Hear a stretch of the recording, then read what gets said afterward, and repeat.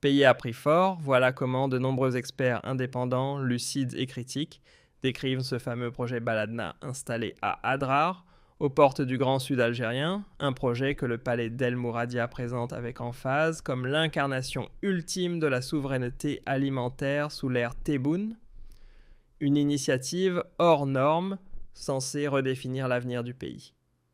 Sur le papier, ce gigantesque complexe laitier porté par la firme qatari Baladna promet ni plus ni moins que d'effacer les pénuries de lait en Algérie, une promesse presque miraculeuse qui semble séduire à première vue, mais derrière les accolades diplomatiques, les discours enthousiastes et les milliards engagés avec fracas. Une réalité autrement plus sèche, presque brutale, commence à émerger lentement. Alors, une interrogation s'impose simple, mais dérangeante, presque évidente. Quel est le véritable coût de cette indépendance laitière que l'Algérie semble vouloir acheter à tout prix? Dans cette émission, nous allons partager avec vous une longue enquête, une longue analyse, un long décryptage sur les richesses naturelles et financières qui vont être englouties dans le désert d'Adrar pour juste produire quelques litres de lait et pour nourrir et entretenir des vaches laitières. Rappelez-vous, nos abonnés, nos plus fidèles téléspectatrices ou téléspectateurs, auditrices et auditeurs-lectrices et lecteurs ont déjà vu, ont déjà eu le plaisir, nous avons déjà eu le plaisir de partager avec eux deux ou plusieurs de ces émissions, plusieurs émissions sur ce sujet, notamment récemment au mois d'avril et d'octobre 2024. On avait déjà publié et diffusé deux émissions critiques où nous avons analysé avec beaucoup de rigueur et de précision les tenants et les aboutissants de ce dossier que toute la presse algérienne s'enthousiasme à raconter dans des propagandes basées sur des informations non confirmées, non détaillées et non précises. Des propagandes dont le seul but est de glorifier ce méga-projet. Quand on voit comment la presse audiovisuelle classique électronique algérienne parle de ce projet, on a l'impression que l'Algérie va devenir le plus grand producteur de lait au monde et que l'Algérie n'aura plus l'obligation d'importer l'équivalent de 1 milliard de dollars de poudre de lait. En avril 2024, on vous a même publié une émission intitulée « Méga projet de production de lait en poudre, comment le Qatar va arnaquer l'Algérie ». Nous avions dès le départ expliqué que le ministère algérien de l'Agriculture, à travers la signature du 24 avril 2024 d'un accord cadre avec la société qatari ou qatarienne Baladna pour la réalisation d'un projet intégré de production de lait en poudre dans la région d'Adrar. C'est un projet qui est une chimère, une utopie pire encore, est une véritable arnaque. Nous avons consacré plusieurs émissions à ce sujet. Les deux émissions que nous avons sélectionnées pour illustrer nos propos font partie des émissions les plus longues, les plus approfondies, les plus analytiques, on va dire. Ce sont des décryptages vraiment très détaillés, très factuels. Nous avons fait le choix de revenir sur ce sujet parce que malheureusement, nous sommes restés une voix isolée et unique. Je le dis en toute modestie unique, mais isolée, très isolée, dans ce sinistre paysage médiatique algérien, dominé par la propagande, la désinformation et le mensonge. Depuis 2 ans, on ne cesse de mentir à notre population. On a choisi ce mois d'avril parce que, comme je l'ai indiqué, le premier accord, l'accord le plus important qui a été signé entre la société qatari Baladna et le ministère algérien de l'Agriculture, date du 24 avril 2024. D'ici la fin du mois d'avril, nous allons donc célébrer le 2e anniversaire du lancement effectif de ce projet qui a été promis à l'Algérie par les investisseurs qataris afin de libérer, supposément, l'Algérie de notre dépendance vis-à-vis des importations pour boire du lait. Donc 2 ans plus tard, où en est ce projet? Et pourquoi persistons-nous à dire encore en nous appuyant? Vous allez le voir sur des chiffres, des faits vérifiables et des expertises indépendantes et très sérieuses que ce projet ou ce méga projet est toujours pour nous une arnaque. Commençons d'abord par comme vous le voyez à l'écran, ce méga projet va être réalisé, va être lancé dans le désert, en plein désert.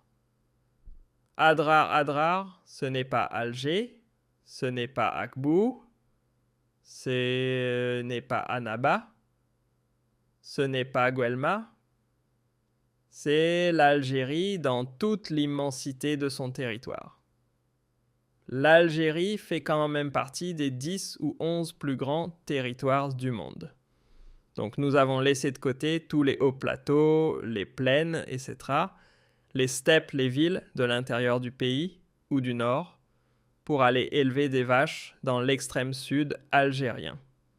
Il faut savoir qu'à terme, l'objectif final de ce projet est de pouvoir élever et exploiter 270 000 têtes de vaches laitières sur une surface de 117 000 hectares.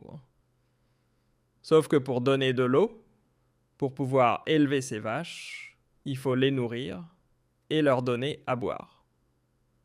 On a prévu d'exploiter 117 000 hectares pour produire les cultures, pour pratiquer les cultures nécessaires, afin de produire la luzerne ou le maïs, dont auront besoin ces vaches d'Adrar pour pouvoir produire du lait. Par ailleurs, il faut de l'eau pour donner à boire aux vaches et de l'eau pour irriguer ces cultures de luzerne et de maïs. Combien d'eau faut-il pour ce projet? 1 200 000 mètres cubes par an. 1 200 000 mètres cubes par an, c'est énorme. Il faut savoir qu'une vache laitière qui sera élevée à 50 degrés, parce que dans l'extrême sud, algérien à Adrar, vous le savez tous, c'est une évidence, il ne fait pas 20-25 degrés. Et en été, il ne fait pas 30-35 degrés. Il fait entre 45 et 50 degrés. Une vache à Adrar, une vache laitière, elle va nécessiter une consommation d'eau quotidienne de 150 à 200 litres par jour, une consommation quotidienne de 150 à 200 litres. Pour le troupeau, pour un troupeau entier de 270 000 vaches, cela représente 50 millions de litres par jour uniquement pour l'abreuvement, juste pour boire. Il faut mobiliser 50 millions de litres par jour à cela. Il faut rajouter des quantités d'eau importantes qu'il faut mobiliser pour l'irrigation cultivée du fourrage dans le désert. Notamment dans le désert d'Adrar, cela va demander, selon nos investigations et toutes les expertises que nous avons consultées à ce sujet, entre 15 000 et 22 000 mètres cubes d'eau par hectare et par an.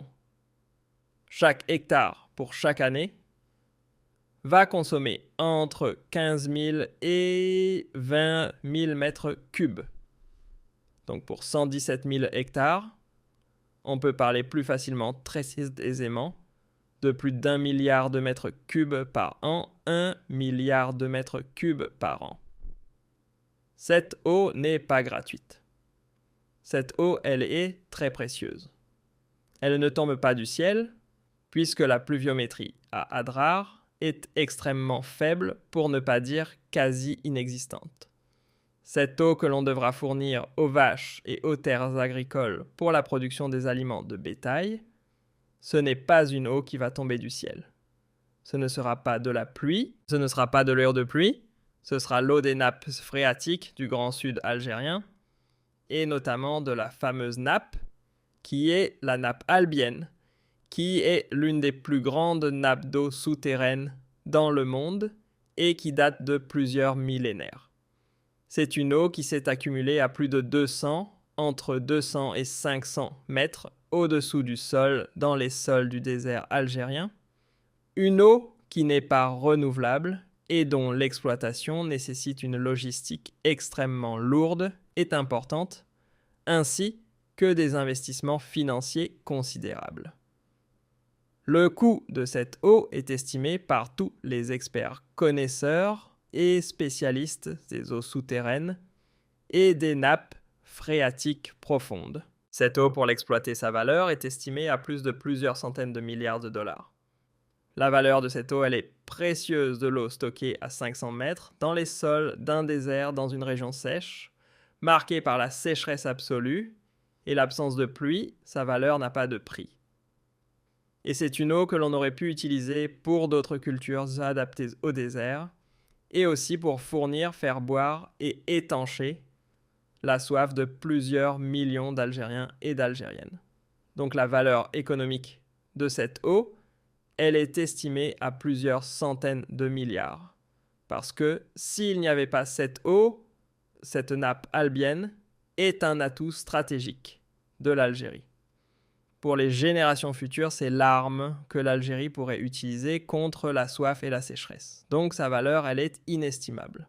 Mais pour pouvoir l'exploiter, et maintenant on parle de la valeur économique, et maintenant du coût de production, le coût d'exploitation, c'est plusieurs centaines de millions de dollars par an. Plusieurs centaines de millions de dollars par an. Et le chiffre n'a pas été encore déterminé parce qu'il faudra savoir est-ce que le projet Baladna est-ce que l'on va rassembler les 270 000 vaches dès le départ, ce qui n'est pas le cas. Est-ce que la consommation va varier ou pas? Cela sera en tout cas plusieurs centaines de millions de dollars. Et cela peut atteindre 1 milliard de dollars juste pour exploiter la nappe phréatique, qui est la nappe albienne, pour faire parvenir de l'eau à ces vaches, et pour irriguer les terres destinées à la production du maïs et de la luzerne. Ça, c'est un défi. On parle de l'eau. C'est le premier aspect. Le problème, c'est qu'il y a un coût environnemental. Le projet va puiser dans la nappe albienne une eau fossile, comme on l'a dit, non renouvelable. Selon les experts en hydrologie, qui est la science de l'eau, ce volume correspond à la consommation annuelle probable d'une métropole de plusieurs millions d'habitants. Le 1,2 milliard de mètres cubes d'eau que nous allons offrir est consacré à 270 000 vaches. C'est en réalité la consommation annuelle d'une ville de plusieurs millions d'habitants, une ville de 5 à 6 millions d'habitants à l'aise. Donc au lieu de donner de l'eau à 5-6 millions d'individus d'êtres humains, on va donner cette eau à 270 000 vaches. Choix très intelligent, extraordinaire. Mais dans quel pays au monde va-t-on vider l'eau souterraine? Une eau souterraine précieuse qui pourrait permettre à plusieurs millions de personnes de boire. Cette eau, on va l'utiliser pour donner à boire à 270 000 vaches. C'est un cas inédit dans le monde. Il n'y a aucun pays au monde qui a exclusivement dilapidé ses ressources en eau pour des vaches laitières. Généralement, les pays les plus stables, les plus sûrs. D'ailleurs, très peu de pays ont des atouts géostratégiques aussi importants que la nappe albienne en Algérie. Très peu de pays disposent de stocks en eau fossile non renouvelables aussi importants que l'Algérie.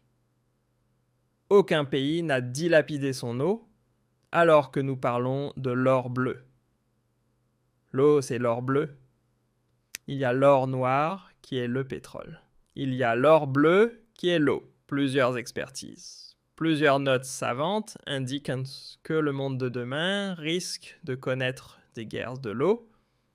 Comme on l'a vu par exemple, les tensions politiques et militaires ont failli dégénérer en conflit militaire entre l'Égypte et l'Éthiopie, à cause d'un projet de barrage qui détourne l'eau du Nil. L'eau est sa ressource la plus précieuse du monde de demain. Dans un monde marqué par le changement climatique, le réchauffement climatique et les périodes de sécheresse, l'eau sera précieuse. Et cette eau précieuse, l'Algérie a décidé de l'octroyer à des vaches. Sachant que la région Adrar, comme tout le territoire algérien, est annuellement marquée par un stress hydrique et par des périodes de sécheresse. Sacrifier ce que les experts considèrent, parce que cette eau est appelée par les experts l'assurance vie du Sahara algérien. C'est une assurance vie pour une production industrielle intensive uniquement de la poudre de lait ou du lait en poudre de la poudre de lait. Ce choix inquiète, alarme même. Il interroge, il alarme plusieurs experts. Il alarme sur la fiabilité et la viabilité de ce projet qui, dans 20 ans, quand on va commencer à exploiter cette nappe albienne et quand le niveau de l'eau va baisser significativement, comment va-t-on faire? Chaque litre de lait produit par cette ferme d'Adrar contient, selon des estimations que nous avons pu établir avec plusieurs experts, une empreinte hydrique 3 à 4 fois supérieure à celle d'un lait produit dans les zones tempérées. C'est-à-dire que si ce lait produit à Adrar était produit dans les régions du nord de l'Algérie, il nécessiterait 3 ou 4 fois moins d'eau que ce litre de lait qui sera produit à Adrar. C'est quand même énorme. L'eau, ce n'est pas n'importe quoi. L'eau, encore une fois, est plus précieuse que le gaz et le pétrole, puisque sans eau, l'être humain ne peut pas vivre. Ce n'est d'ailleurs pas un hasard que dans le Coran, on dit « Nous avons fait de l'eau tous les êtres vivants ». Mais en Algérie, dans l'Algérie de Tebboune, l'eau est visiblement une ressource que l'on peut dilapider et gaspiller, sans craindre ce qui va se passer à l'avenir. Et personne en Algérie n'a posé de questions. Pas un député, pas un opposant, pas un journaliste, pas un ministre, pas un économiste. Personne n'est allé voir les dirigeants pour leur dire « Mais attendez, c'est bien, vous voulez ?» L'objectif principal est de ne plus importer du lait. D'accord, on ne va plus importer du lait. Les importations de la poudre de lait, c'est entre 800 millions et 1 milliard de dollars à tout casser. Quand il y a une inflation 1 milliard, on va dire 1,5 milliard de dollars. D'accord. Pour 1,5 milliard de dollars, je vais toucher à une eau. Je vais épuiser une eau et toucher à une nappe phréatique dans le désert qui vaut plusieurs centaines de milliards de dollars. Pour 1 milliard de dollars de lait, je vais donner à 270 000 vaches de quoi faire boire 5 ou 6, voire 7 millions d'habitants d'une grande ville. Et personne ne répond à cette question. Au-delà de l'eau, il y a la question du gaz, de l'énergie. Il faut savoir qu'élever des vaches laitières, notamment de la race Holstein, que l'Algérie et les investisseurs qataris veulent utiliser ou élever dans cette ferme géante d'Adrar, et ces vaches sont habituées au climat tempéré. Il n'y a pas de vaches dans le désert. Les vaches laitières n'existent pas dans le désert. Il y a quelques vaches qui donnent, généralement dans les régions désertiques, on boit du lait de la chamelle, la femelle du chameau, etc. Il y a les chèvres, etc. Il y a quelques vaches dans certains pays sahariens qui sont adaptées. Mais les vaches laitières qui produisent de grandes quantités de lait ne vivent pas dans les déserts, elles n'ont jamais vu le désert, elles ne sont pas habituées aux conditions physiques et climatiques du désert. Donc pour élever des vaches sous 50 degrés, il faut réaliser une prouesse énergétique. Cela veut dire quoi? Il faut mettre en place de la climatisation pour que les vaches produisent du lait et ne succombent pas au stress thermique. Une vache peut mourir d'une forte chaleur. La canicule peut tuer des vaches. Les étables de la ferme d'Adrar doivent être rafraîchies 24 heures sur 24 et rafraîchies par brumisation et ventilation lourde. La brumisation, ce sont des équipements qui consomment énormément d'électricité. Et la ventilation lourde, ce sont de gros ventilateurs qui vont consommer énormément d'électricité. Selon nos investigations, l'État algérien va devoir mobiliser une enveloppe estimée à 300 millions de dollars pour le raccordement à la haute tension, c'est-à-dire pour raccorder ce fameux méga-complexe laitier d'Adrar Baladna à Adrar à des lignes électriques de très haute tension. La consommation électrique de cette ferme va être l'équivalent de la consommation électrique d'une ville de 200 000 habitants. 200 000 habitants, Adrar ne compte pas 200 000 habitants. La ville d'Adrar, c'est 100 000 et quelques. 200 000 habitants, c'est une grande ville, c'est une ville moyenne, en Algérie quand même.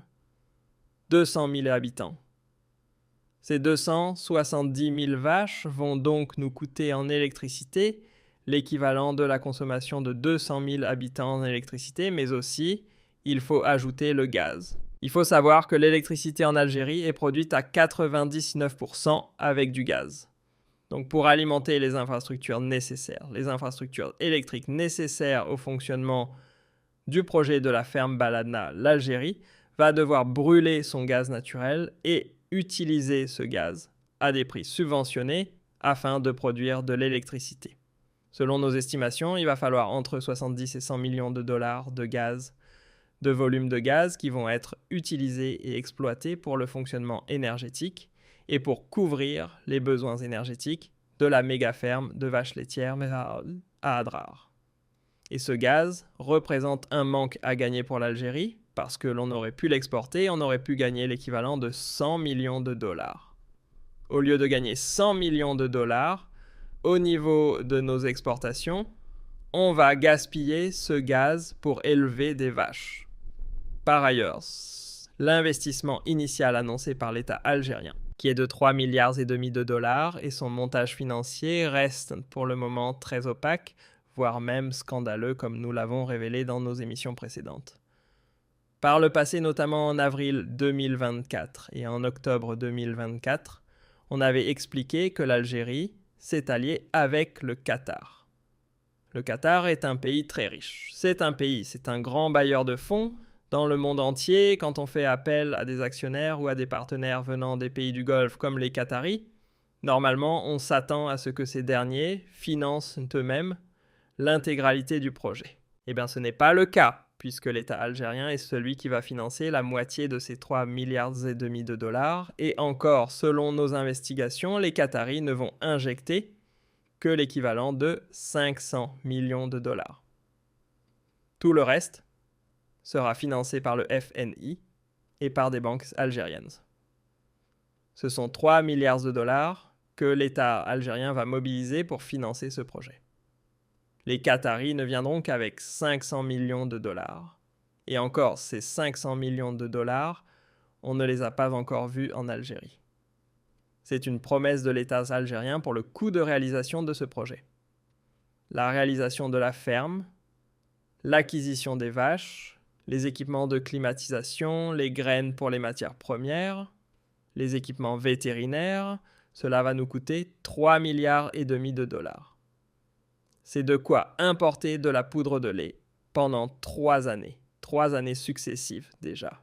En plus de ces 3,5 milliards de dollars, il faudra financer la subvention de ce lait. En Algérie, le lait, son prix est plafonné à 25 dinars par litre. Or, le lait qui sera produit à Adrar, dans la ferme de Baladna, va coûter 60 à 65 dinars. Il ne peut pas coûter moins parce qu'il faut calculer l'énergie, l'électricité, le gaz, la nourriture, l'éloignement géographique, l'eau, etc.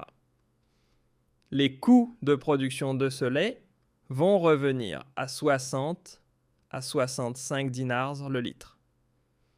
Qui va payer la différence entre 60-65 dinars et 25 dinars. Ce n'est pas le Qatar, ce ne sont pas les investisseurs qataris. C'est l'État algérien, à travers les fonds publics, dédiés aux subventions des produits de première nécessité.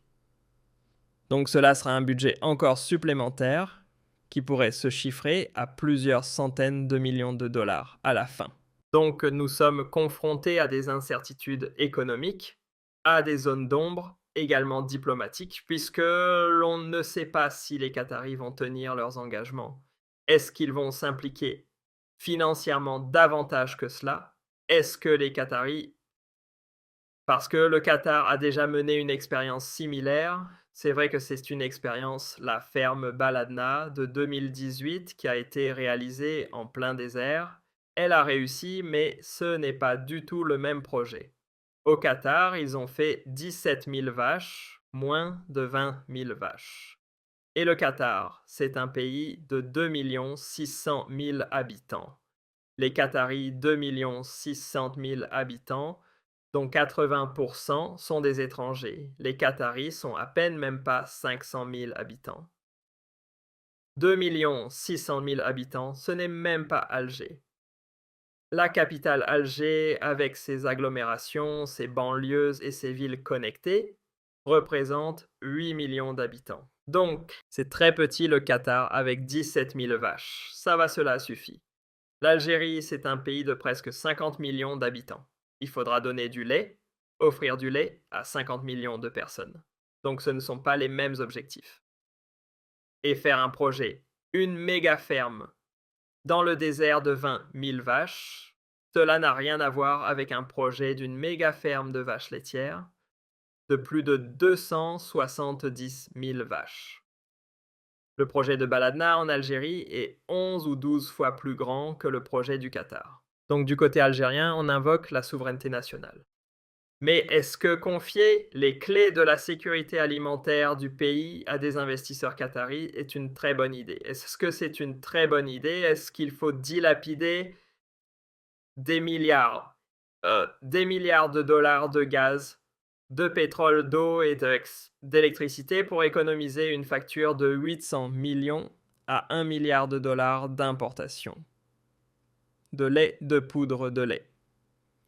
Est-ce que l'Algérie doit engager son eau, son gaz et ses terres arables parmi les plus précieuses dans le désert, juste pour ne pas dépenser 800 millions de dollars, 1 milliard de dollars d'importation en poudre de lait? Alors, la question est très importante et malheureusement, aucun débat n'a été mené en Algérie pour y répondre. Il faut savoir que certaines sources proches du régime Tebboune nous disent « Ne vous inquiétez pas, nous allons utiliser les énergies renouvelables. Nous allons utiliser le solaire pour nourrir et donner à boire à ces vaches et pour produire ce lait. Et le gaz et l'électricité, nous allons les économiser. » C'est complètement faux parce qu'effectivement, en théorie, on pourrait dire « Pourquoi ne pas utiliser le solaire et les énergies renouvelables dans le fonctionnement énergétique de cette ferme d'Adrar ?» La réponse est techniquement oui, mais économiquement et logistiquement, c'est très peu probable à court terme comme à long terme. Pourquoi? Parce que l'on ne peut pas miser uniquement sur le solaire. On est confronté à ce que les experts appellent le problème de l'intermittence. Les vaches et les tiers ont besoin de fraîcheur 24 heures sur 24. Si le système de climatisation s'arrête à 1 heure précise à 50 degrés, une vache ou le troupeau risque de mourir. Sauf que l'énergie solaire produit massivement le jour, mais s'arrête la nuit. Et pour couvrir les besoins nocturnes en climatisation, et pour la traite des vaches laitières, il faudra donc des batteries de stockage géantes dont le coût est très élevé, ou dont le coût pourrait doubler ou tripler l'investissement initial du projet. Pour stocker l'électricité produite le jour à travers des panneaux solaires, il faudra vraiment des batteries de stockage géantes très coûteuses et très chères. Et les 3,5 milliards de dollars du projet, l'argent qui a été dédié au départ pour lancer ce projet, pourrait se transformer en 7 ou 8 milliards de dollars. Ce projet va nous coûter 3,5 milliards de dollars. Parce que l'Algérie dispose de gaz et parce que nous avons la nappe albienne. C'est pour cela qu'il va nous coûter uniquement 3,5 milliards de dollars.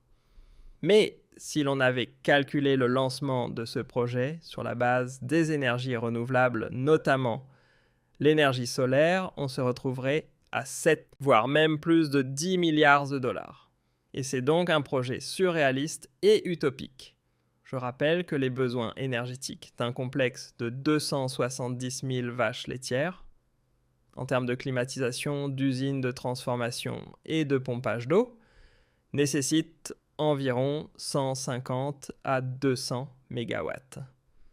Pour produire 250 MW de manière stable, via l'énergie solaire, il faudrait couvrir des milliers d'hectares de panneaux photovoltaïques. Dans le désert, le sable et la poussière réduisent l'efficacité de ces panneaux photovoltaïques d'environ 30% en quelques jours.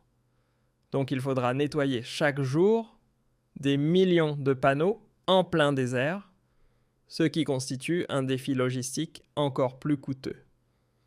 Le pompage de l'eau est aussi une charge très lourde. Extraire de l'eau de la nappe albienne à des centaines de mètres de profondeur demande une pression énorme. L'énergie solaire est excellente pour le pompage agricole classique, mais pas pour une irrigation industrielle de 117 000 hectares nécessaires pour le lancement et la mise en route de ce projet de méga ferme de vaches laitières à Adrar. Donc la demande sera trop forte et trop régulière pour dépendre uniquement de l'énergie solaire. L'Algérie est donc contrainte d'utiliser son gaz de brûlé, une grande quantité de ce gaz, et de vider son seau souterraine pour cette ferme laitière géante. En réalité, ce projet est un projet fou, lancé par un régime fou, et qui va malheureusement dilapider de façon affolante les richesses les plus précieuses de l'Algérie. Mais cette vérité, vous ne l'entendrez pas ailleurs, puisque en Algérie, malheureusement, aujourd'hui, critiquer des projets chers à Abdelmadjid Tebboune peut vous mener directement en prison ou dans une cellule pendant un certain nombre d'années, et la durée de ces années restera même indéterminée. Il n'est pas du tout recommandé de critiquer les projets économiques dans l'Algérie d'aujourd'hui. Il faut simplement applaudir et proférer des mensonges. Mais quand on est un véritable patriote et un véritable amoureux de l'Algérie, on ne peut pas se résigner à adopter cette attitude malhonnête et immorale.